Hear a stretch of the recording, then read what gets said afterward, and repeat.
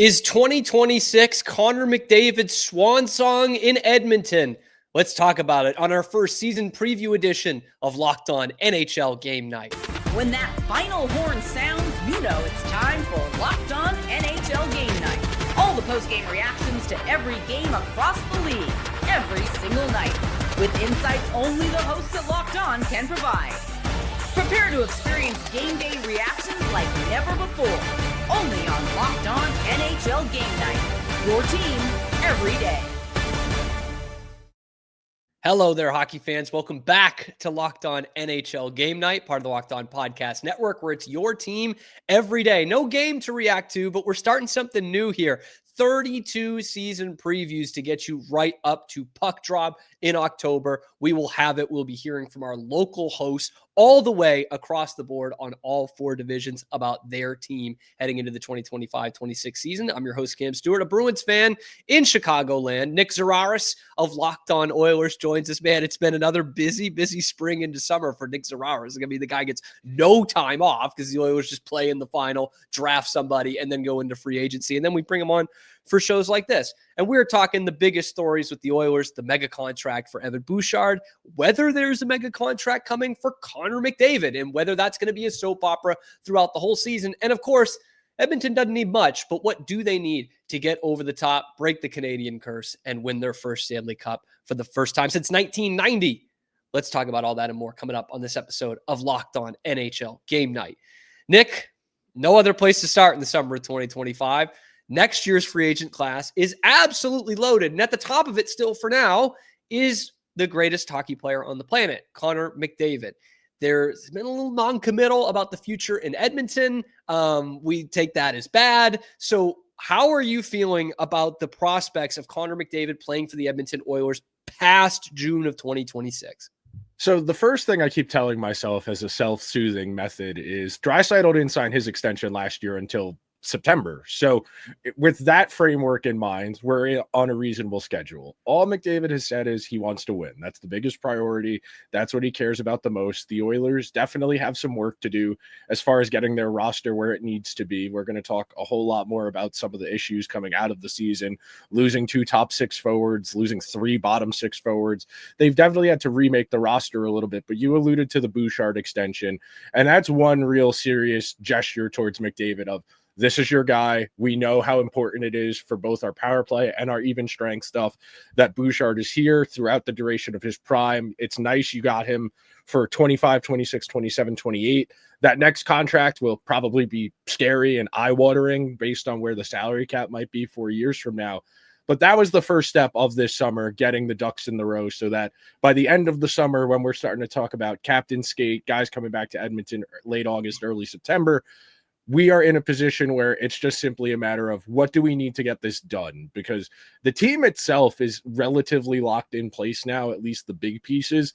And it's just a matter of what does Connor want that makes this that gets this over the finish line, that we feel good about this and we go from there. I know we were talking before we started recording. The big question I have is, does he want term, or does he want to do something similar to what we saw Bouchard do, what we saw Austin Matthews do on his last deal, where he goes 3 or 4 years, big number, and then 4 years from now when the salary cap's 120, 125 million, you re-roll it again, and then he's pushing probably at that point $23, $24 million per year. And that's a good point. It's something that we could see more of with, this cap going up every year. That's good for the team. That's good for the player. And if I had told you at the beginning of this offseason, hey, the Oilers are going to hand out an 8-year contract and they're going to hand one out north of 10 million AAV, I think you'd be thinking, all right, Connor McDavid's locked in. Not that Evan Bouchard is over at 10.5, which we kind of could have saw coming towards the end of the season, and that Trent Frederick would be the guy with the 8-year contract. We'll get to those things in a minute, but one more thing about McDavid here. You mentioned Leon last year going all the way up till, a couple weeks before puck drop here. Training camp, I think, had already opened.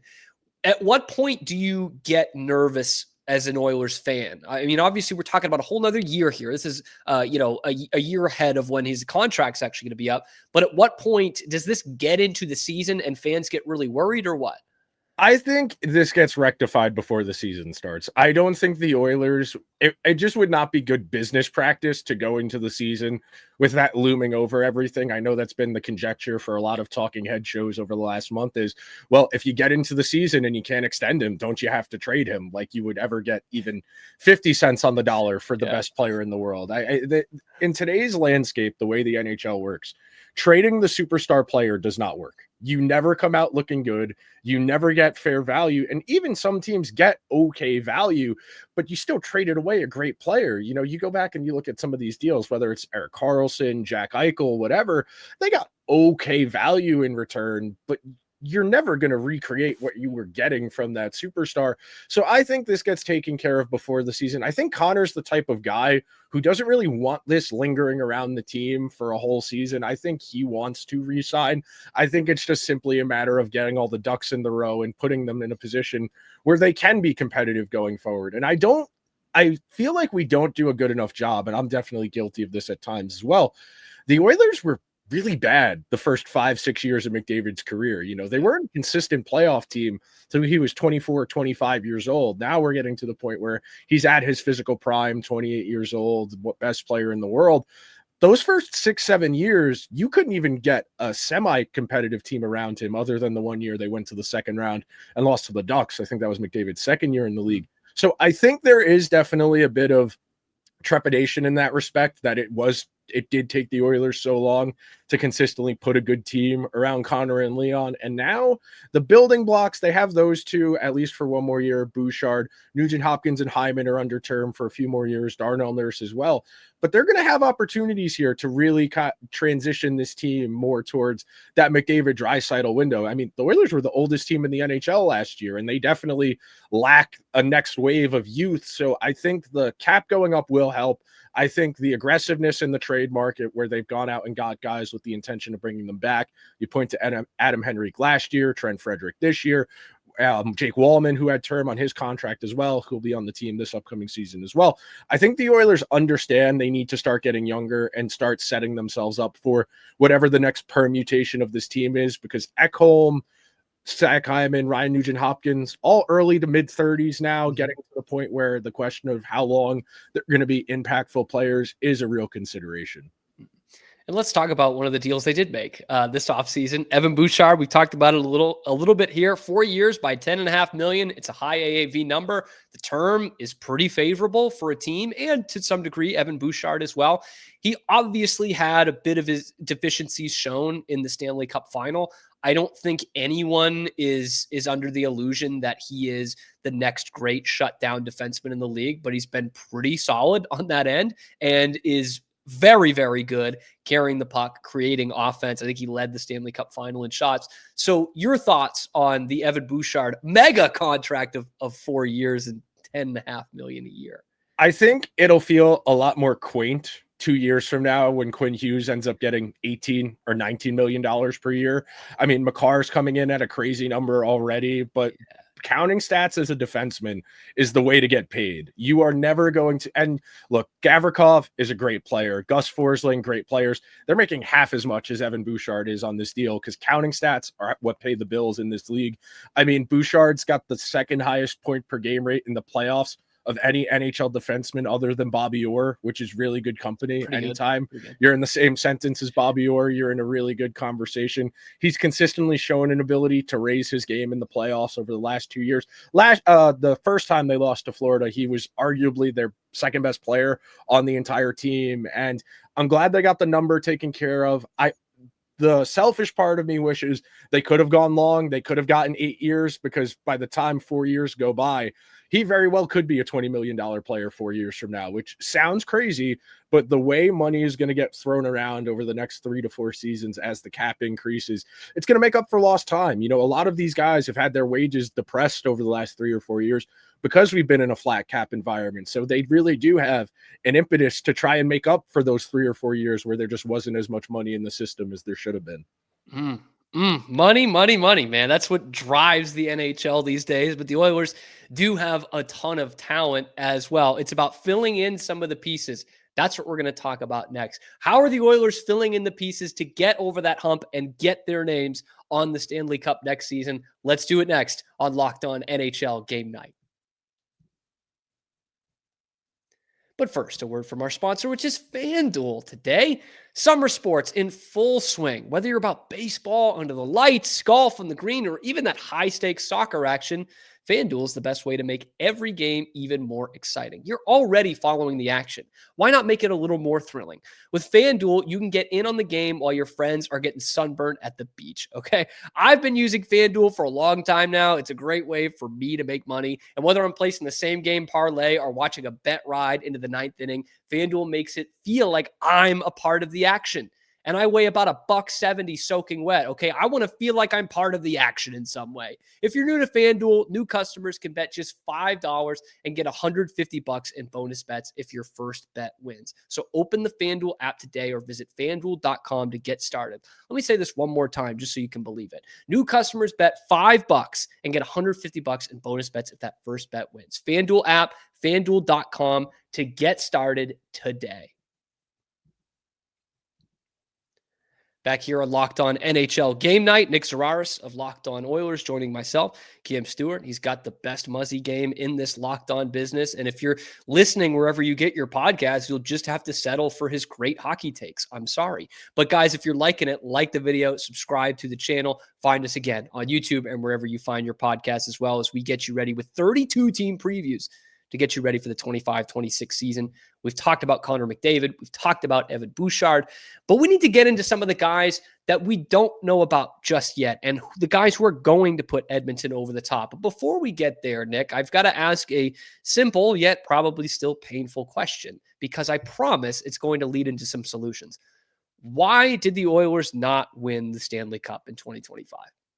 The power play was ice cold. I feel if Zach Hyman's healthy, they probably at least get to a seventh game. Whether or not they win that seventh game is up for debate, obviously. But a power play that was in the mid-20s all year, going down under 20% in the Stanley Cup final, really undid their recipe. You know, the Oilers, by and large, the top two lines, the McDavid-Draisaitl lines, when they don't play together, that's supposed to give you 2 goals. You get 1 on the power play, and you chip 1 other goal from any other permutation, and that should be enough on any given night. You know, you score 4 against Florida, who is a very good defensive team. You should win most of the time. They split in the first 2 games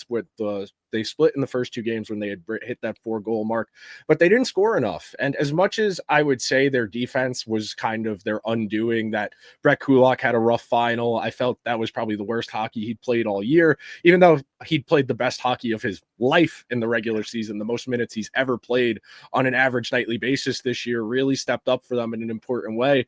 But Florida was just a little bit faster, a little bit more imposing on that forecheck. And the depth scoring the Oilers had gotten so much of through the first 2-3 rounds, it didn't come together in the Stanley Cup final. You know, through the first 2 series, they had all 4 lines with a positive goal share through the first 2 series. And by the time you got to the conference final against Dallas, still 3 of the 4 were positive. And then in the Cup final, if you're losing the McDavid minutes at 5-on-5, the recipe's just not there for you if you're the Oilers. You get outscored 5-2 in McDavid's minutes at 5-on-5, and the power play's ice cold.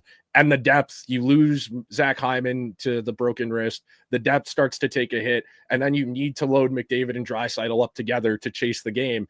And that really defangs the rest of your lineup and puts a lot of guys in disadvantageous positions. You know, there's nothing wrong with being complementary pieces, but they're not play drivers. They're not going to create their own offense in a way that you kind of need to in those high stakes, tight checking, minimal space environments. And when you can't score enough, that's what puts more of a magnifying glass on your defense and on your goaltending. And the longer that series went along, the harder it was for Edmonton to score, the more their defense and their goaltending needed to do. And they just didn't have the facilities to keep up with maybe the best team of the salary cap era in this version of Florida. I mean, yeah, you can make that argument too about Florida. Like, they are that good. And I love the point you bring up about the depth, because, you know, here on game night, that's what we were raving about for the Oilers the first 3 rounds. You know, it's so easy to look at the final and be like, oh, well, they just didn't have anywhere near the depth to compete with Florida. And there's two answers to that. One is nobody does. Clearly, nobody has the depth to keep up with Florida. And the second part is that's just revisionist history. I mean, you said it. They didn't perform where they needed to in the final. That's still true. But it's not like this was just this huge cloud you could see coming for months and months and months. They didn't have enough depth. They did through 3 rounds. And so when you look at free agency, we talked about the guys who they're trying to retain: Bouchard, Trent, Frederick, Connor McDavid. But in terms of how to improve this team, how do you do that? It's not a very sexy way of doing it. You're looking at that bottom 6. How do the Oilers improve that bottom 6, and how have they already? So my big answer, they need to get faster. The bottom 6 was just too slow. Like, as much as I like Adam Henrique, the hockey player, he just doesn't have the foot speed anymore for that matchup third line center role. Him and Trent Frederick, not exactly the fleetest of foot as a third line. With Connor Brown, who was a very fast straight line skater, he had enough speed to kind of make it passable. But that bottom 6, it's pretty slow. And I think the Oilers at large, once you got past McDavid, they weren't a very fast team. And against a Florida team that is so unrelenting, you need those little bursts of speed. You need that. I really feel losing Dylan Holloway, Warren Fogle, and Ryan McLeod all in the same offseason 2 years ago, that's a lot of foot speed they lost, and they never really made up for it. Jeff Skinner, Victor Arvidsson, neither of whom really worked out the one year they were in Edmonton. Not slow by any means, but not dynamic, not explosive skaters, not guys who are going to create zone entries for themselves to create offense for others. Not bad by any means, but it felt like the Oilers got a little too dependent on the cycle game, which isn't really their forte. They're more of a skill and finesse team. And if you're living on the walls against a team like Florida who lives for that, it's going to be really tough. And it's annoying to have to keep circling back to, well, they can beat everybody but Florida, but that's the measuring stick right now. I mean, Florida bringing back everybody is ridiculous. Yeah. It sounds like the Buffalo Bills, man. It's the same pretty kind good. of vibe. It's pretty good. It's just this one team. Or, I mean, I guess your friends in LA could probably say the same thing in hockey too. But looking at what they've done, obviously trying to add to that bottom 6, like you're saying, I've been using this question. I will use this question for all our previews, but Edmonton was pretty close the second year in a row to winning the Stanley Cup. You mentioned what they've needed to correct. They've already started on that. Is this a better team than it was last year? Is it a worse team, or are we looking around the same? So on paper, the forward group's worse. Just there's no ifs, ands, or buts about it. The forward group is worse. Jeff Skinner, Victor Arvidsson, not great by any means, but that's 30, 40 goals. Evander Kane, if he's healthy, that's 20 goals. Corey Perry had 19 goals in the regular season last year. They've replaced that with Trent Frederick, whose career average in goals is 13. They replaced it with Andrew Mangiapane, who's had 30 goals one time. They are banking a lot on guys who are already here, like Vasily Podkolzin, Adam Henrique, having bounce backs. Ryan Nugent-Hopkins, to some extent, I think is a candidate for a bounce back regular season. And then whoever wins that third line right wing spot, whether that's Matthew Savoie or another prospect, they're going to be asking a lot from that group. The defense is better. Last year, they went into the season with Travis Dermott, who floated around, bounced back and forth on waivers between a few teams last year, playing for the first month and a half. Darnell Nurse came into the season dinged up, did not play particularly well that first month, and got better as the season went along. Ekholm missed a lot of games last year with injuries. So if everyone's healthy, as much as Nurse is volatile and can induce some headaches, he's still an okay NHL defenseman. You have Jake Wallman, who's a really good puck mover. It's a pretty good top 4. You have Kulak to be the 5th defenseman. They'll figure out who they like better between Troy Stetcher and Ty Emberson for the third pair right D. They have a couple guys lingering around the periphery in the AHL who could potentially push for that 6th spot as well. But the defense is better. The forward group is worse. The goalie room, it's ridiculous they didn't at least try to get in on one of these goalies. But the line Stan Bowman has kept saying is, I would rather spend that money somewhere else. And I understand that. They had to shed $9.5 million in salary between Arvidsson and Evander Kane just to fill out the team. And they have about $3 million left. Sure, you can make the argument if you trade Skinner, picks, etc., the money difference balances out for John Gibson, but then you have no money going into the season. You're going to be right up against the ceiling. You're not going to be in a position to accrue space. And I think that's going to be essential for the Oilers this year, because they're going to have at least one, if not two, serious needs at the trade deadline. And you can only get 2 needs if you accrue cap space all year. That is a great segue because, of course, you can't do an Oilers show without talking a little goaltending. I want to get into next, some names that could be a fit in Edmonton, and I want to expound on your take there on what it could take and whether it is necessary. Maybe Stan Bowman is on to something. Let's talk about that, and let's see some of the other moves around the Pacific Division. Let's do it next on Locked On NHL Game Night.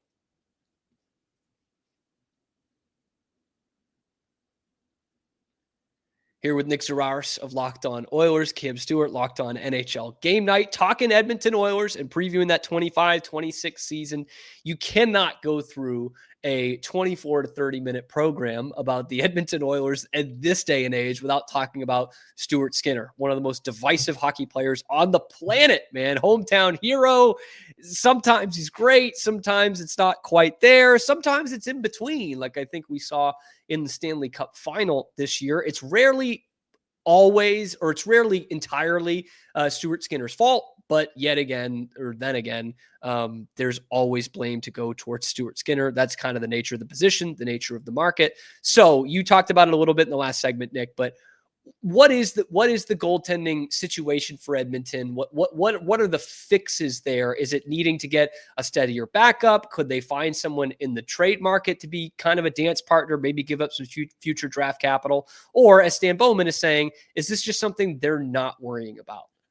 It's a really interesting question because when you look, the most direct way you can tell what a general manager thinks is where they spend money. And the Oilers, very reluctant to spend money on goalies over the last 2 years. Pickard had 5 NHL starts in a 3-year period, went to Europe, came back, was in the AHL for a while. Jack Campbell, the free agent signing a couple years ago, goes disastrous. Skinner bails them out as a rookie. He wins 41 games in the regular season. They go to the conference final. I think Skinner was a victim of his own success there. I don't think he was ready to be a full-time NHL goalie. I still don't think he's a 1A in a tandem. I think he's more likely to be more of a traditional 1A, 1B situation. I think in an ideal world, you need a veteran who can take a lion's share of these starts. And I know there are a lot of Oiler fans who say, well, if he's not good enough to be a starter for 50 games, how would he be better for 25 to 30 games as a starter? And I think the Oilers' reluctance to improve the position and move on from him shows you just how hard it is. We talk about this all the time in football. There aren't 20 good quarterbacks to go around, let alone 32. There aren't 20 good goalies to go around the NHL. There aren't 64 good goalies to go around for every team to have a good starter and backup. And this is Derek Carr on the Saints. It's not great, but you could do far worse than this. What else are you going to do? Yeah. That's kind of the conundrum here. And the cost effectiveness is the thing. Next year, when he becomes a free agent and he can actually ask for some money, then I think the Oilers absolutely have to cut bait because he's not going to be worth whatever that mid-tier. I know generally that mid-tier goalie starter contract's been 5x5, 6x5 in the last 5 years or so. Skinner's not going to be worth that. And they've gotten by paying Pickard and Skinner $3.6 million combined over the last 2 years. $3.6 million, and I think John Gibson came in about 6.5. So you're talking about the difference. Let's say they wanted to do John Gibson as the trade. Okay, so you don't get to have Mangiapane or Adam Henrique on the team next year. How much can you afford to offset losing one more forward, and how much of an improvement is John Gibson? 29 regular season games last year, has had a hard time staying healthy as of late. Stan Bowman is in an unenviable position in regards to the goaltending because there's nothing great out there. I know Buffalo signed a third goalie. Montreal signed a third goalie. I know there was a little bit of conjecture. Maybe they could look at Devin Levy, Ukko-Pekka Luukkonen, Dobyshev in Montreal, Montembaugh in Montreal, just because those teams signed third goalies. But even then, you don't really have the cap space to make that work without something else going out. And this forward group's already kind of depleted. You can't move Nurse because he's got the full no move. That's 9.25 right there. That's 2 or 3 roster players if you could find a way to move that money, but he has no reason to leave. It's a really difficult spot. And that's why I understand why they'd rather spend the money on forwards, because how much better is John Gibson? How much better is, Joey Decord, for example, someone in that mid-tier of decent NHL starter. You don't feel great about it, but you're not scared about it. That's really what they need. And those guys just aren't out there. if you have someone who can do 905, 910 in this environment right now, it's pretty good to have. And because everyone has more cap space, because the cap's going to keep going up, teams are going to be more inclined to hold on to their goalies. You saw what Jake Allen signed for in New Jersey, getting a 5-year deal. UC Saros. I mean, it's crazy to me because Nashville missed the playoffs last year. Saros makes a ton of money. Shesterkin, same deal. Ilya Sorokin, same deal. Teams are more inclined to just spend the money and have the goalie and say, we'll figure out the rest of the team later, just because how few good ones there actually are. Yeah. There are some Oilers fans, I'm sure, commenting right now. They would take Jake Allen and put Quinn Hudson right there on the third line and just be okay. Everything will be okay. Looking at the division, okay, obviously Vegas makes the big splash, goes out and gets Mitch Marner. Corey Perry down to LA. I don't know that the Kings got much better, but that is 10 playoff goals taken from Edmonton and put in the pocket of the LA Kings if he can score 10 goals in 7 games. So looking at that, do you see that? Is there any kind of worry from Oilers fans that, Vegas won the division last year, it might be their division again? Everyone else is getting better or bringing in new blood, and here we are kind of standing pat. So I will give you what the Oilers themselves said going into the Stanley Cup final. And it was kind of funny to read it in the context of, well, the regular season doesn't really matter. We just got to get into the playoffs and then we'll figure it out. I don't want to say they don't take the regular season seriously, but you look at some of the lineup decisions, the fact that like 5 or 6 guys just didn't play the last 3 weeks of the regular season because they were all dinged up to varying degrees. I think that tells you that as long as they're comfortably in a playoff spot, the priority is going to be the playoff results. Sure. I was so unbelievably impressed with the defense that Edmonton was able to play against Vegas. I think Vegas tried a little too hard to moneyball their top 6 with Dorofeyev and Olofsson, who nice individual pieces, but in a do or die situation, Jack Eichel and Mark Stone need better running mates than that. I think Vegas has consistently been the best team in this division for a while. I'll be curious to see if Vancouver bounces back in any meaningful way. I don't think they're a contender in a cup sense, but I think if Vancouver, if things go well for them, they could be a playoff team as well.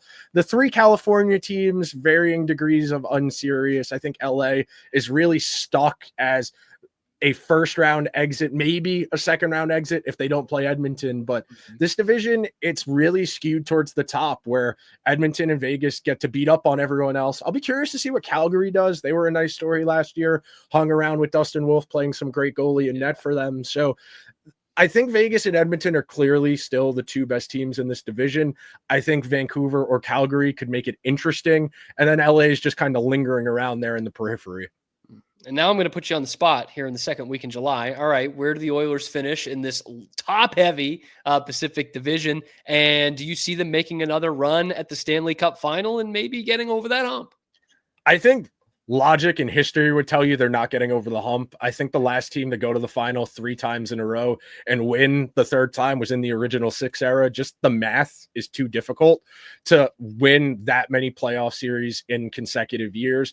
I think they're undoubtedly a playoff team. They're probably 3rd in the division because they'll manage the injuries down the backstretch. They won't particularly care if they have home ice or not. I mean, the only series they had home ice in this year was the Stanley Cup final, and that was the one they lost. So I think the value of home ice has decreased over time. I think the Oilers, being as veteran-laden as they were last year, made them better situated maybe than some of the other teams who would have had more trouble with going on the road, coming back from the circumstances, especially in that first round series.